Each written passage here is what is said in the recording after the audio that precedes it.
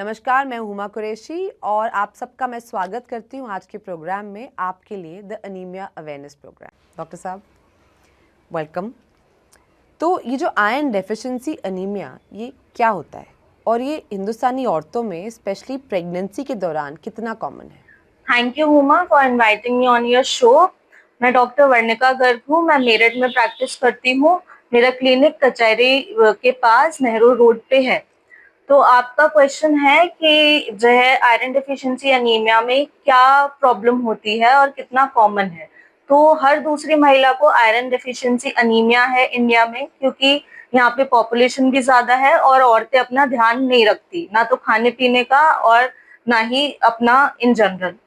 तो iron deficiency anaemia में होता है क्या है कि हीमोग्लोबिन जो होता है ब्लड में वो कम हो जाता है और ब्लड इटसेल्फ भी कम हो जाता है, जिसकी वजह से जो हमारी बॉडी में आरबीसीज होती हैं वो ऑक्सीजन नहीं कैरी कर पाती हैं और हमारी बॉडी को इनफ ऑक्सीजन नहीं मिलती, जिस वजह से हमें थकान महसूस होती है। तो औरतों के लिए आइडियल हीमोग्लोबिन लेवल क्या होने चाहिए प्रेगनेंसी के दौरान और नॉन प्रेगनेंसी के दौरान, और इन दोनों ग्रुप्स में आयरन डेफिशिएंसी एनीमिया के मेन कॉजेज क्या होते हैं और क्या इनके रिस्क फैक्टर्स अलग अलग होते हैं या सेम होते हैं? हेल्दी वुमेन में हम 12 एचबी नॉर्मल मानते हैं, 12 या उससे ऊपर इज नॉर्मल।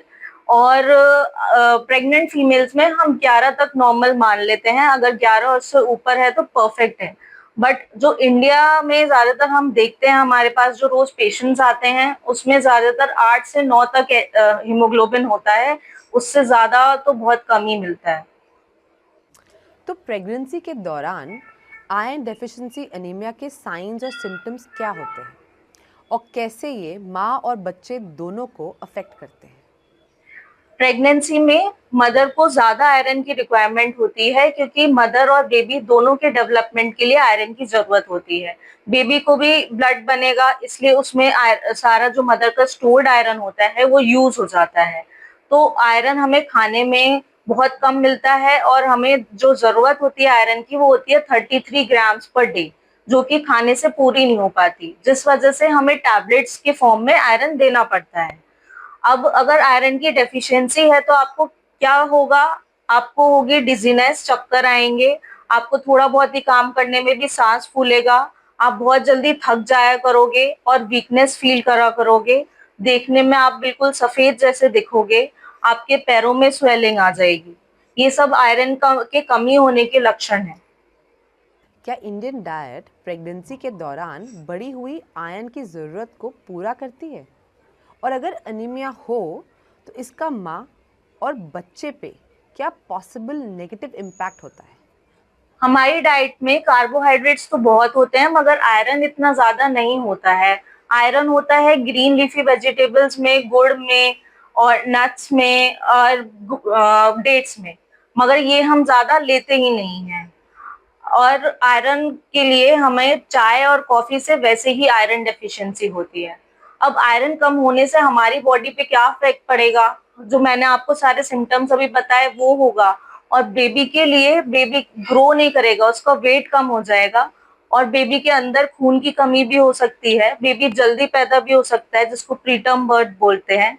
और बेबी बहुत कम आयरन होने की वजह से पेट में खत्म भी हो सकता है। जो ओरल आयरन सप्लीमेंट्स होते हैं इनके कॉमन साइड इफ़ेक्ट क्या होते हैं, और आप ऐसे कौन से मेजर्स सजेस्ट करते हैं जिनके वजह से ये साइड इफ़ेक्ट कम हो और कंप्लायंस बेटर हो? तो आयरन के टैबलेट से हमें कॉन्स्टिपेशन हो सकता है, ब्लैक स्टूल्स हो सकते हैं और कभी कभी मुंह का टेस्ट भी खराब हो सकता है, उल्टी और उल्टी जैसा भी लग सकता है। तो इस सब को अवॉइड करने के लिए एक तो चाय और कॉफी के साथ ये टैबलेट बिल्कुल नहीं लेनी है, खाने के साथ, खाने के बाद ये टैबलेट लें। और इसके साथ विटामिन सी, जो कि नींबू पानी में मिलेगा आपको, उसके साथ ये टैबलेट लें।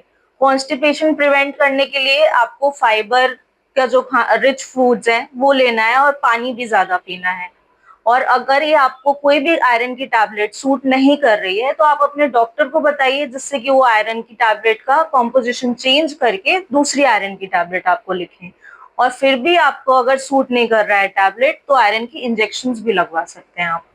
Thank you, doctor, for sharing your valuable insights and guiding all of us on anemia and its management for better outcomes. Thank you.